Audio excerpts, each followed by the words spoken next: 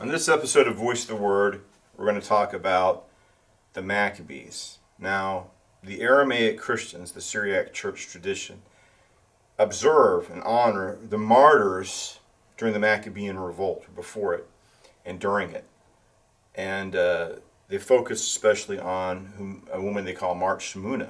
In the Syriac church tradition, there's a celebration of the Maccabean martyrs, namely the woman and her 7 sons, whose story is told in 2 Maccabees chapter 7. This woman and her children are tortured for their faith. They refuse to worship idols and eat non-kosher food to symbolize apostasy. And one by one, these brothers, the 7 brothers, are killed. And finally, at the end, their mother dies. So she's called Mart Shamouna. And this is an Assyrian church tradition. But what I want to look at in this episode are the ancient accounts and stories of the Maccabees. Jesus was an Aramaic-speaking Jew of the Middle East, and the Assyrians are Aramaic-speaking Christians in the Middle East who have endured persecution for over 1,000 years. Join Voice of the Word Aramaic Bible teacher, artist, and author Stephen Missick as he examines the Bible through the ancient languages, peoples, lands, cultures, and times in which it was first revealed. Research the Scriptures, rescue persecuted Christians, and restore the Church to its Semitic roots. And now, Voice of the Word. Syriac Christians celebrate the stories of the Maccabean martyrs, similar to the way that the Jews celebrate the story of the Maccabean martyrs and warriors during Hanukkah. So we have an account of what happened for Protestants between the Old and New Testament. From the time of Malachi, the time of John the Baptist, there's a gap in Protestants' Bibles. So you have, they call it the 400 silent years. But there's important events that happen in these so-called 400 silent years. For the Catholics and the Orthodox and the Jews, these are not silent years because in that time we have the story of the Maccabees. So the Greeks decided that they were going to forcibly assimilate the Jewish people into the Greek society and culture and religion. And to punish those, they wanted to burn all copies of the Bible and abolish the worship of God and force the Jews to worship the pantheon of Olympus, Zeus and Hermes and Hera and all these gods. And at first the Jewish people endured horrific persecutions, and these persecutions are chronicled in 1st and 2nd Maccabees, but we have important accounts in the book of 2nd Maccabees. And in the Aramaic tradition, this woman of the 7 sons who is martyred with her sons is called Shamouni. So you have the day, the observance of the suffering and martyrdom of, they call it Mart Shamouni, which is Saint Shamouni. Different Syriac churches celebrate her holiday, her holy day, in different times. With the Maronites, it's August the 1st. This year, for the Assyrian Church of the East, it's August the 29th. So the events that are celebrated by the Jews on Hanukkah are celebrated by Assyrians during the month of August. So in this program, we're going to talk about Hanukkah and the source stories of Hanukkah and Aramaic traditions about the Hanukkah or the story of the Maccabees. The story of Hanukkah or the story of the Maccabees. So we're going to look at the ancient accounts that tell the story of Hanukkah, or the story of the Maccabees. Now, for the Catholics, for the Orthodox, and even in the early Protestant movement, the apocryphal books were used, not by Protestants too much anymore. They've kind of abandoned them. But Martin Luther and the King James translators did translate the so-called apocryphal books. And these are books in the Old Testament which are found in Catholics and Orthodox Bibles, but if you get a Protestant Bible with them, they're usually placed in their own section between the Old and New Testaments and designated as Apocrypha. But the Assyrian Church of the East recognizes 1st and 2nd Maccabees as the part of the Old Testament, as canonical. So, what I want to talk about in this program are the 13 books of the Maccabees. But as I stated, when King James translated, or had the Bible translated in 1609 to 1611, 1st and 2nd Maccabees were included between the Old and New Testament. And like I said, some of the reformers used even the articles of religion in the Episcopal Church, the Anglican Church. They don't give these the same status, but these books, the so-called apocryphal books, including 1st and 2nd Maccabees, are viewed as beneficial books. So, what are these books about? What I want to go through is we're going to look at what these books are and what they're about. Before I get started on that, like I said, these two books, 1st and 2nd Maccabees, are recognized as part of the Old Testament by many churches. And in the Gospel of John, Jesus celebrates Hanukkah. It's chapter 10 of the Gospel of John. And Hanukkah is a celebration of the story of 1st and 2nd Maccabees. So, in John's Gospel, Jesus is acknowledging these events and is celebrating them. So this is in the Bible, in the Gospels. In the Epistle of Hebrews, chapter 11, we have what's called the roll call of the faithful. So the author of the Epistle of Hebrews goes through the righteous dead from Abel all the way to his own day, and he mentions the Maccabean martyrs, and he actually alludes to Saint Shamouna and her son, the woman of 2nd Maccabees chapter 7. And a lot of there's Protestants who look at the apocryphal books now. This is more of a more recent development. The apocryphal books were not really a problem in the early years of the Reformation, but now Protestants don't use these books. They're averse to them. But they have they'll respect Josephus. Josephus is recognized as an ancient historian. So you don't have an aversion to Josephus the way you do some Protestants to these other books. But Josephus quotes a large section, probably almost all of 1st Maccabees verbatim in the book of Josephus. In the Aramaic churches, Josephus at times had a quasi or semi-canonical status, actually. But for Protestants who have some kind of fear or aversion of the book of Maccabees, they're more comfortable with reading Josephus, and the accounts, he just quotes from 1st Maccabees verbatim, word for word. Josephus was of the family of the Maccabees, the Hasmonean families, so he does add a few oral traditions to embellish his account, but most of what he includes in his Antiquities of the Jews and the War of the Jews, mostly in the Antiquity of the Jews, he quotes from 1st Maccabees. So let's look at what these are. I want to explain the 13 books of the Maccabees, but I just want to establish that for the Catholics, for the Orthodox, for the Assyrian Church of the East, the Syriac traditions, these are books that are included in the Old Testament. They're not extraneous books. They're not even deuterocanonical. They're canonical. And then we see here that historical accounts quote from it, and the New Testaments allude to it and quote from it as well.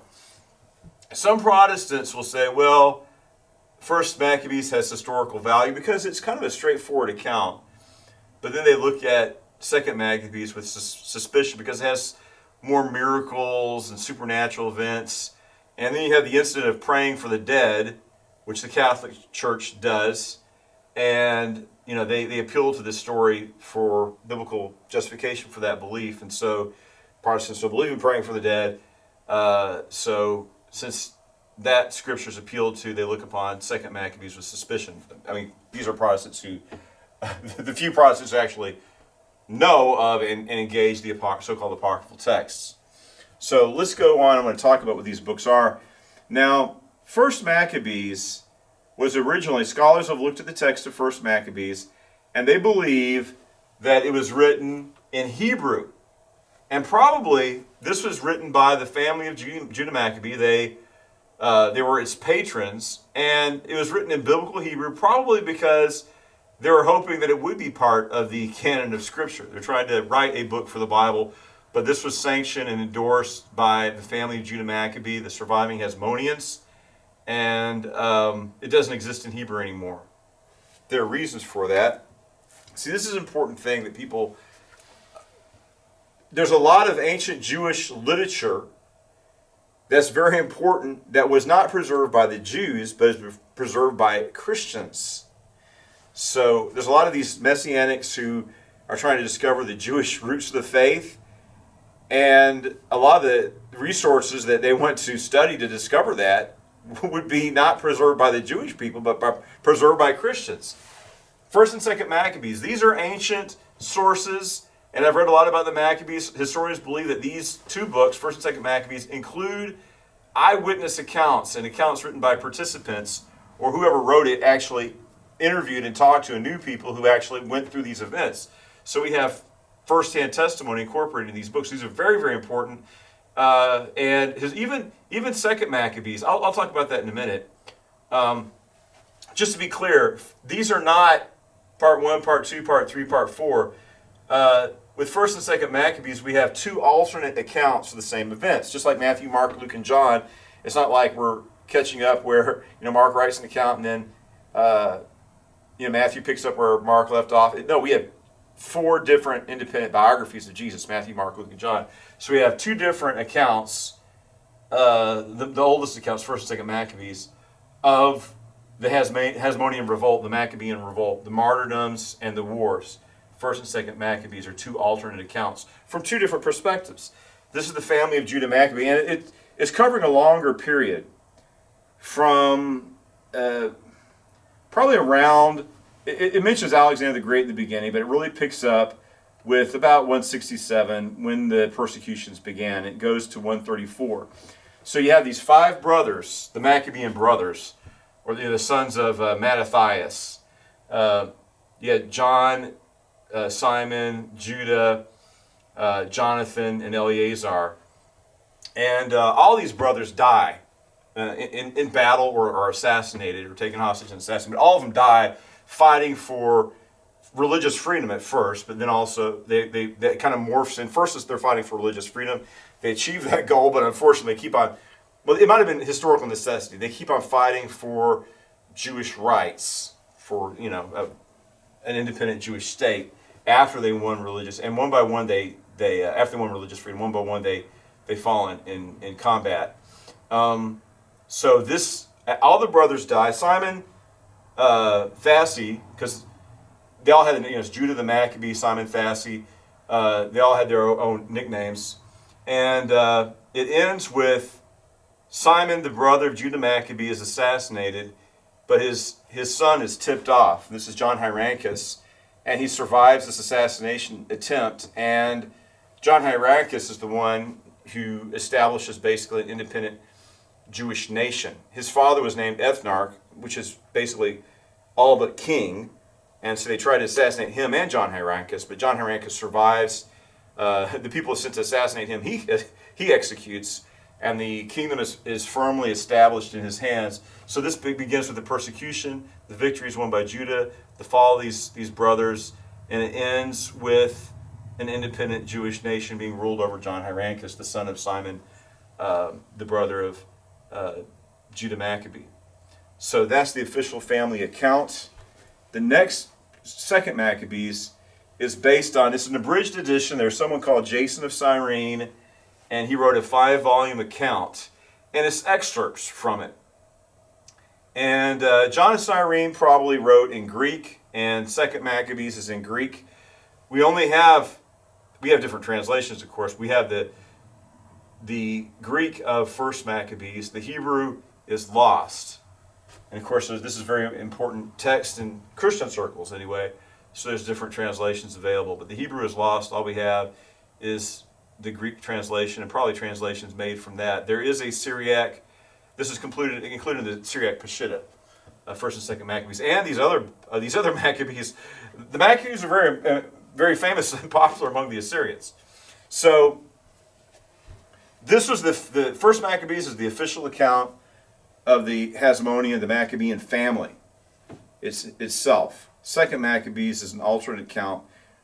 Someone named Jason of Cyrene wrote his own account in 5 volumes, and then someone did an abridged version of that, or long quotations from it. It's a good book. And as a historian, you want alternate sources, alternate perspectives.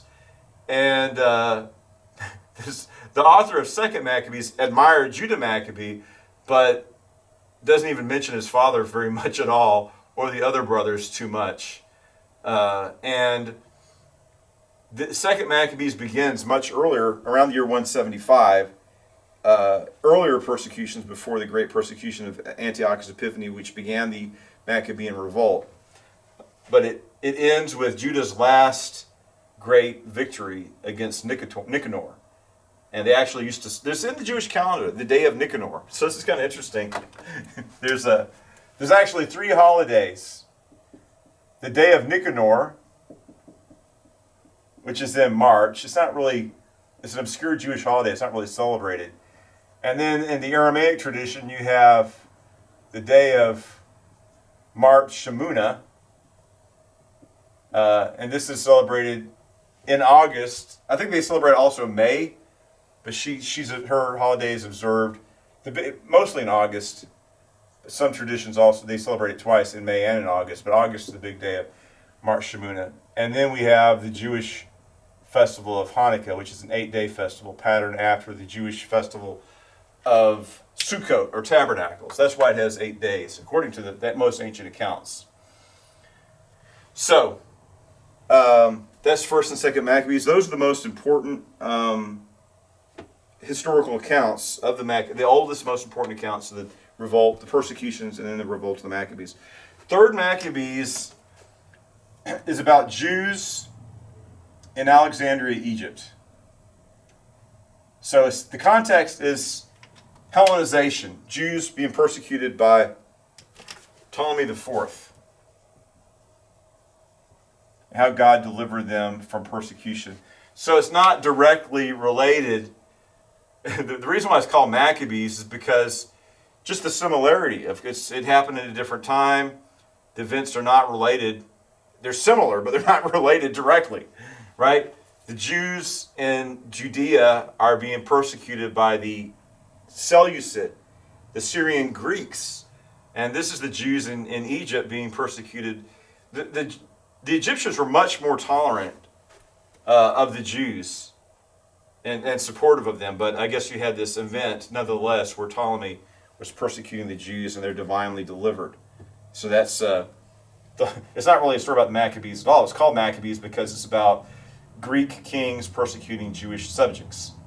So 4th Maccabees is like a homily or a philosophical discourse reflecting on the Maccabean martyrs. And it's very interesting. I was doing archaeological work in Israel, and our the director of the archaeological site, he's Israeli Jewish, and I was there to excavate an important archaeological site related to the New Testament life of Jesus. I wasn't there to debate the faith with him, but he would make these. We'd have these lectures, and he would say things, make subtle digs and attacks on Christianity. And one of the arguments that Jewish people make is we have this idea of, substitutionary atonement, right? That Jesus takes upon the sins of the world upon himself, and he dies on the behalf of the people. And certain people like this archaeologist and other rabbis said this is an idea that a person could suffer for others and die and deliver them is an idea foreign to Judaism. But when you read about the interesting thing about the persecutions is it began with an apostasy, according to 1st and 2nd Maccabees. So what happens is it just becomes fashionable to assimilating to Greek culture becomes fashionable. They started wearing the Greek hat. They started dressing like Greeks. They started, they built a gymnasium. And the Jews are a very modest people. The gymnasiums, you have men and sometimes women exercising and competing in the nude. So you see public full frontal male nudity at the gymnasium. And of course that's very shocking to traditional Judaism, but that was showing the extent. And then men were having procedures to mask the sign of circumcision, stretching their skin out so they wouldn't appear in the nude to be Jewish. They're having their circumcision undone. And they started worshiping. The people were already abandoning Judaism. And so Antiochus Epiphanes saw that and says, well, why don't we just the people are leaving Judaism anyway. Why don't we just pass laws against Judaism and abolish it? And then but there were many Jews who did not want to, leave the faith of their fathers. And so first people died for their faith, like Mart Shamouna.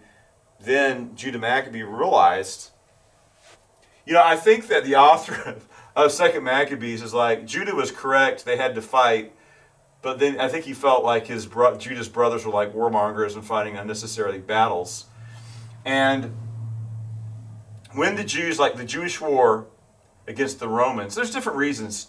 Certain Jewish circles looked upon not Judah Maccabee, but his brothers. They started looking at them with disfavor. Why? Well, they took they were priests, but they weren't in line to become the high priest. They seized the high priesthood for themselves. So that's controversial.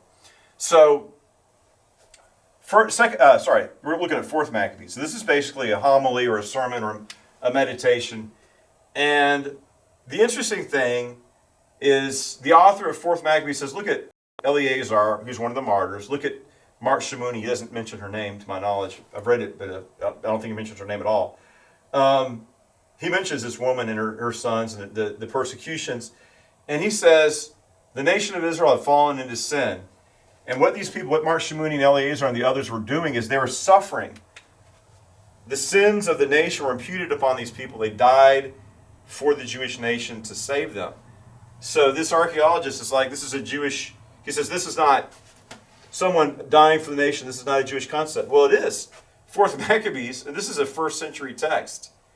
So that's important. That kind of dispels his argument. But that's the argument this person. This is like a philosophical discourse, a homily, a meditation on the suffering of these martyrs and how they died for the sins of the people to deliver them. So this is 1st, 2nd, 3rd, and 4th Maccabees. If you get the New Revised Standard version of the Bible, 1st through 4th Maccabees are included. That's where I've read them at first, the New Revised Standard version. With Apocrypha, you get a text of it. So some of the Orthodox churches use 3rd and 4th Maccabees. And of course, except for Protestants, everybody uses 1st and 2nd Maccabees. There's a movie produced in Italy called The Old Testament. And it's the story of the Maccabees, a movie made about the Maccabees. Another thing is, before the Protestant Reformation, Judah Maccabee is very popular in Catholic circles. To the Catholics before the Protestant Reformation, Judah Maccabee is an Old Testament hero or saint. He's like King David or Samson or the prophet Daniel. He was a very popular figure in the Old Testament because, like I said, to the Orthodox and to the Catholics, these are not apocryphal books. These are part of the Old Testament. So now we're going to look at 5th Maccabees, and there's actually 2 books called 5th Maccabees. One is in Arabic, and the other is in Syriac. So Arabic 5th Maccabees. Arabic Maccabees offers an account of the history of the Hasmoneans from 186 to 6 BC. And I'd like to get a hold of this, and I've read about it. I haven't gotten access to it. And there are other accounts, other historians writing around the time of Josephus, and their works are, and Josephus is criticizing them. And scholars believe that, hey, wait, maybe the person who wrote 5th Maccabees is referencing and quoting from and alluding these alternate accounts of these events, ancient sources that were not just Josephus's competitors, or alternate accounts trying to compete with his account. So we also have the 6th book of the Jewish War by Josephus, a Syriac, Aramaic version of the 6th book of the War of the Jews, is sometimes called Syriac 5th Maccabees. Now, let's look at 6 and 7. So, what this means is 1st and 2nd Maccabees exist in Aramaic, and 5th, 6th, and 7th Maccabees are in Aramaic as well. So, there's several Aramaic versions of the story of the Maccabees. So, 6th Maccabees is a Syriac poem that is about the Maccabean martyrs. And then we have Second Maccabees, which is another Aramaic text which contains transcripts of the speeches which are made by the Maccabean martyrs with their mother. And I have portions of 6th and 2nd Maccabees, but they're both in Syriac Aramaic. 8th Maccabees is in Greek. It's a brief account of the revolt, which draws from Seleucid sources, preserved in the Chronicle of John Malalas. I like to get a hold of that. So let's go through. This is the eight book. So we got 1 through 8 Maccabees, right? First Maccabees is the Hasmonean official account. Second Maccabees is a condensed version of Jason of Cyrene's account. Third Maccabees is a story of Jews persecuted by Greek kings in Egypt. Fourth Maccabees is a meditation, philosophical exploration of martyrdom, focusing on the martyrs of the Maccabees. So Arabic 5th Maccabees is an account using other alternate sources that no longer exist. That makes it very, very important. And then we have the Syriac 5th Maccabees. Is a Syriac version of the 6th book of Josephus' Jewish War. And 6th and 7th Maccabees are stories of Mart, Shamouna. And 8th Maccabees is an alternate account of the persecutions under the Seleucids. So this is 1 through 8 Maccabees. Now, the Jewish account of the Hanukkah story, this is very interesting. We have these other Maccabean books. Megillah Antiochus. This is traditionally read by Jewish people during Hanukkah. And it's not historically accurate. The main character is Jonathan, the priest, and whoever wrote this is kind of a garbled and confused account with a lot of mistakes. They were exposed to parts of the story. So like I said, Jews did not preserve 1st and 2nd Maccabees. Christians did. And so this retelling of the Hanukkah story, Megillah Antiochus, is full of a lot of errors and blunders. So whoever wrote it had some exposure to the story, but got all the details mixed up when he composed this account. So it's full of errors, historical mistakes, Megillah Antiochus. So I believe it was originally written in Aramaic, but of course Jews like to translate things to Hebrew and use Hebrew. But either way, it's not an accurate. It's very short, and it's not an accurate telling of the Hanukkah story. Of course, there's a lot of things that the traditional Jewish story of the candle, the oil for the lamps. They only had enough oil for 1 day, and it lasts miraculously 8 days. That's not in these ancient accounts. That's in rabbinic tradition, like the Talmud. This is very interesting, but the Ethiopian Bible did not have 1st, 2nd, 3rd, 4th Maccabees.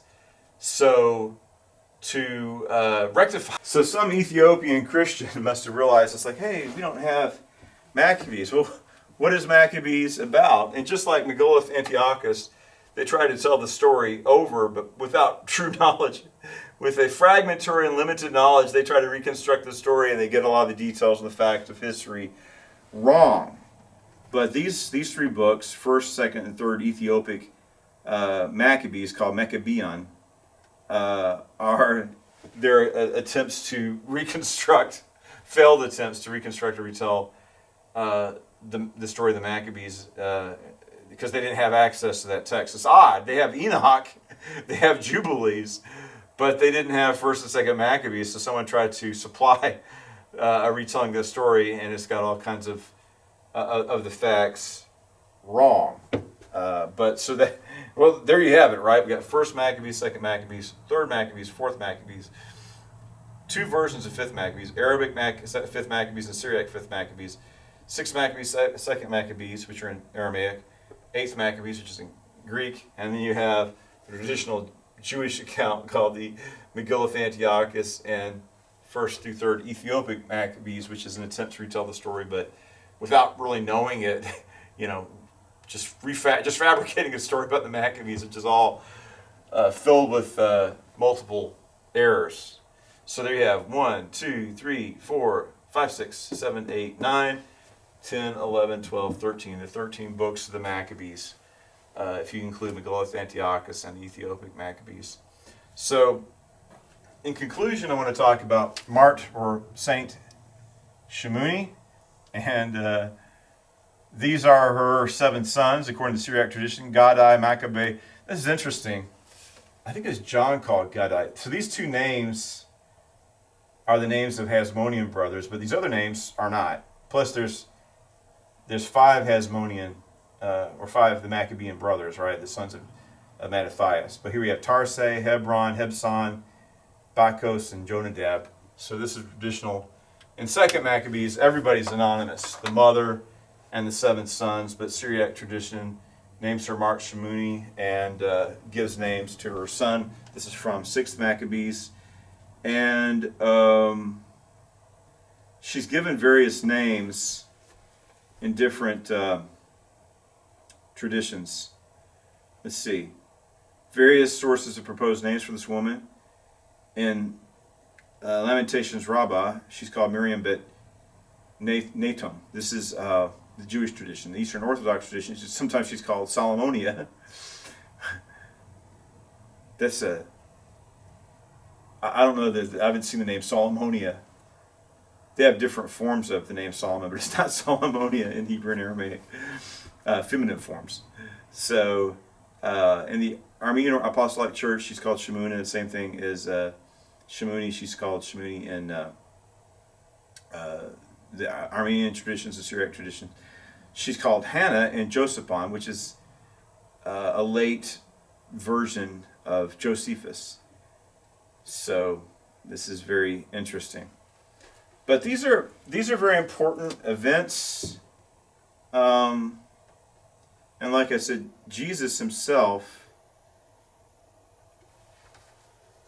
celebrated Hanukkah, and Hebrews basically quotes from 2nd Maccabees, the book that Protestants look at with such great suspicion, is quoted from in Hebrews. So what I'm saying, I'm not saying we should give this the status of a canonical book. I'm just saying this book is significant, and you should recognize its significance even if you don't agree with all of its theology. This is a very important historical account. Like I said, historians believe that it incorporated eyewitness testimony as well. And we have 2 different perspectives on these. That's what historians want, right? To establish what actually happened. It's good to have accounts, especially from different, these are both Jewish perspectives, but Jewish perspectives coming from alternate points of view, right? This is the Hasmonean family. This is some of people, Jewish people who admired Judah Maccabee, but not his father and his brothers so much. So they have a different perspective, not the official family's perspective, an independent Jewish perspective. So I need to write this up because it's confusing to have 8 books of the Maccabees, especially when you have 2 5th Maccabees. But the way to differentiate is say Arabic 5th Maccabees and then Syriac 5th Maccabees, to clarify that there's 2 5th Maccabees. So I wrote my book, The Hammer of God, about the story of Judah Maccabee. You know, Mel Gibson, after the Passion of the Christ, he was going to do... The story of the Maccabees has been told in different ways. There's actually an excellent oratorio by Handel called Judas Maccabeus. It's beautiful. It's almost as good as Handel's Messiah. A very excellent work by Handel. But then there's been novels. I think it's Howard Fast did My Glorious Brothers. I read it. It's a good book. It's a good his own perspective in it. But I don't know if there's any other novels as good as what Howard Fast did, telling the story of the Maccabees. There could be others. I don't want to overlook anything. I think Brian Godawa has written on the Maccabees as well. But there's the kind of dated and not totally accurate Italian movie. There's like a 30-minute or probably 20-minute animated version of the story. But Mel Gibson was he's going to adapt the story of the Maccabees, and he was interested in using as one of the primary influences My Glorious Brothers by Howard Fast. But that project fell through. Then he was going to I think he's about to make it, and instead he made Hacksaw Ridge. Hacksaw Ridge is a great picture, but the money he raised for that was supposed to go to the Maccabees movie. But supposedly Mel Gibson is going to do The Passion of the Christ Part 2, entitled The Resurrection of the Christ. If that movie is successful, probably Mel Gibson will finally follow through and do the Maccabee movie, which I think is an important story that needs to be popularized. I mean, Jesus celebrated it. You know, and this is not a mandatory feast, but Jesus went to Jerusalem to celebrate Hanukkah. Anyway, some people argue, it's like, well, no, Jesus was just happening in Jerusalem when it was Hanukkah. It's like, why does John focus that on? If Jesus was just there and Hanukkah had no relevance whatsoever, why did John include that detail? Use common sense when you interpret the Bible. The clearest meaning, is the most obvious one. And that seems to be an attempt to explain away the evidence. And until Hanukkah was actually just like the Day of Nicanor, it became an obscure holiday. The reason why Hanukkah is important today is because it falls around Christmas time, and so that because it falls around Christmas, and sometimes it coincides with Christmas. It's an 8-day holiday, and Christmas is just one. Well, you got the 12 days of Christmas, but people don't really celebrate the 12 days of Christmas. They celebrate one day of Christmas. It's how it's practiced. But Hanukkah has 8 days because it's patterned on the feast of Sukkot or Tabernacles. But because Jewish is such a huge cultural thing, Christmas. It's commercialized, marketed, of course, but it's a big deal, and it's meaningful to people too. People come together as families, and the Jewish people actually felt left out. They want to in on the fun. So this obscure holiday became more important as a alternative for the Jewish people, an alternative to Christmas. It's like their own version of Christmas. It's what it's become.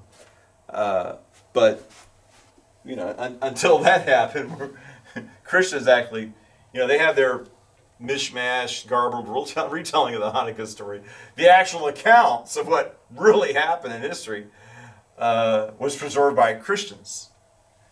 And then these martyrs were remembered by Christians. So Christian traditions remember those people who suffered and died for their faith in God, while Hanukkah really celebrates more. I guess you do acknowledge the persecution and the suffering, but Hanukkah is about a military victory that won religious freedom, and then cleansing the temple because they had put idols in it, they had profaned it, and all the uncleanliness had to be. They actually dismantled the altar and built a new one because the altar had been profaned to the worship of pagan gods, and wicked rituals had been performed in the temple. So they cleansed and rededicated it. And the word, well, the name, I mentioned this before, Maccabee is Aramaic for the hammer, and Hanukkah is Aramaic for dedication because they had to dedicate the temple again after it had been profaned. So I wrote about this in my book, The Hammer of God, and there's like 2 comic book versions, Classics Illustrated, in Europe, not in America. They did a graphic novel, The Hanukkah Story, and EC Comics did, this is probably in the 40s and 50s, they did a comic book Bible. I don't really like, it's in some ways it's good, but I don't know, I appreciate comic art, but I like to see good art, not crude. I think the illustrations are crude and don't show talent in I like the medium of graphic novels and comic books, but I like to see artists, talented artists, not, the illustrations are substandard from my point of view. But they did a decent job of telling the book of Maccabees in EC Comics. It's kind of interesting. What was the man's name? Gaines. He started his EC Comics, educational comics, and he did the Bible. And then his son took over the company after he passed away and started to do gore, Tales from the Crypt and horror comics. And they were really grotesque, and they're corrupting the minds of the young. So Congress had to get involved and crack down on because they're peddling. This company started off, to educate kids, but all these really disgusting, comics featuring death and dismemberment, rotting corpses. I mean, you saw that they made a miniseries out of it, or a TV show out of Tales from the Crypt years ago. But a pastor got involved, wrote a book called Seduction the Innocent, and they had to. But EC became Mad Magazine, EC Comics, but it started off with Bible comics, and including the Hanukkah story, or the story of the Maccabees. So a lot of people criticize that book, Seduction of the Innocent, but maybe the man went too far, but I think he had a point. These comics are gotten grotesque, and it was kids are reading comics, and it wasn't good. It should be moral development instead of corruption. So this is Hanukkah is very important, and this is something in the Bible. This is something that when Mel Gibson was talking about making his movie, he was talking about it's like what if Antiochus was successful? What if he destroyed Judaism, destroyed the Bible? Well, then Jesus wouldn't have been able to come in and redeem the world, right? The people would not exist. They'd be worshiping Zeus and pagan gods. But it didn't happen, right? God intervened, and the Maccabees had no military training or even equipment. They started winning battles. They would just take equipment from the battlefield. And they started fighting with farming implements. So it's a very important story. We'll talk about it more in the future. At the end of the month, we have the festival or the feast day of Mart, Shamouna. I'll probably talk about it again. I just wanted to go through the 13 books of the Maccabees and give a historical background to what's going on. Research, rescue, and restore.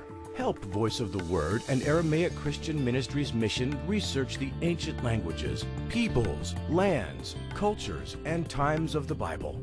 Rescue persecuted Assyrian Christians in the Middle East and restore Christianity to its original Semitic roots. For Stephen Missick's books, online giving, and other resources from Aramaic Christian Ministries, visit www.stephenmissick.com. Join us next time on Voice of the Word as we research the Scriptures, rescue persecuted Christians, and restore the Church to its Semitic roots.